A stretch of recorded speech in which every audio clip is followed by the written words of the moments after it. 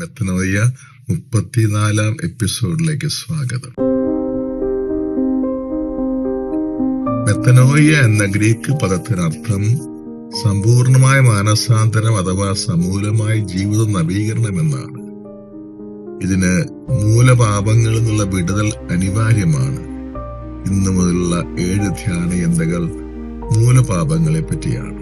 ഒന്നാമത്തേത് അഹങ്കാരം. അവനവനെ പറ്റിയുള്ള നുണയാണ് അഹങ്കാരം. തനിക്കില്ലാത്തത് ഉണ്ടെന്ന ഭാവം. സ്വന്തം മികവിനോടും തന്നോട് തന്നെയുമുള്ള അതിര് കവിഞ്ഞ മമതയാണത്. ആധ്യാത്മിക ശാരീരികവുമായി തന്റെ കഴിവുകളിലുള്ള അമിതമായ ആത്മവിശ്വാസം. അഹങ്കാരിക്ക് തന്റെ വലുപ്പം കാണിക്കുന്ന വലിയ താല്പര്യമായിരിക്കും, പ്രശംസ ലക്ഷ്യമാക്കിയുള്ളതാണത്. അഹങ്കാരി സ്വന്തം കുറ്റങ്ങൾ അവഗണിക്കുകയും അപരന്റേത് പർവ്വതീകരിക്കുകയും ചെയ്യും. അഹങ്കാരം എല്ലാ പാപത്തിന്റെ ഉറവിടമാണ്. കാരണം പാപത്തിന്റെ നിർവചനം ദൈവത്തെ നിന്ദിച്ചുകൊണ്ട് പോലുമുള്ള സ്വയം സ്നേഹം എന്നാണ്. വളരെ നിഗൂഢമായ ഒരു തരം അഹങ്കാരമുണ്ട്, ആധ്യാത്മിക അഹങ്കാരമാണത്. അതായത് വിശുദ്ധിക്കും പുണ്യപൂർണതയ്ക്കും വേണ്ടിയുള്ള ആഗ്രഹത്തിൽ പോലും അഹങ്കാരത്തിന്റെ കലർപ്പുണ്ടാകാം. ദൈവത്തിന് വേണ്ടി എന്നതിലുപരി സ്വന്തം വിശുദ്ധിയെ പറ്റിയുള്ള ആത്മസംതൃപ്തിയാണ് ഇവർ ആഗ്രഹിക്കുന്നത്.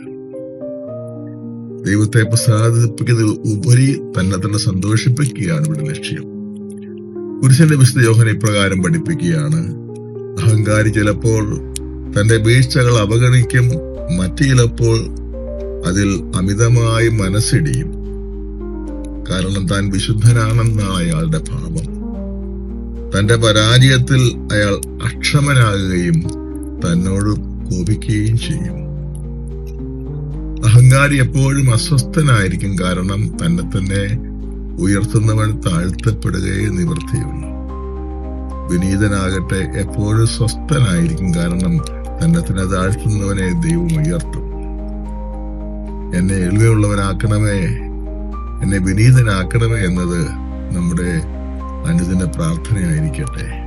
സങ്കീർത്തകനൊപ്പം നമുക്ക് ദൈവത്തോട് ഇങ്ങനെ പറയാം. 131 സങ്കീർത്തനം 1 വാക്യം: കർത്താവേ, എന്റെ ഹൃദയം അഹങ്കരിക്കുന്നില്ല, എന്റെ നയനങ്ങളിൽ നിഗളമില്ല.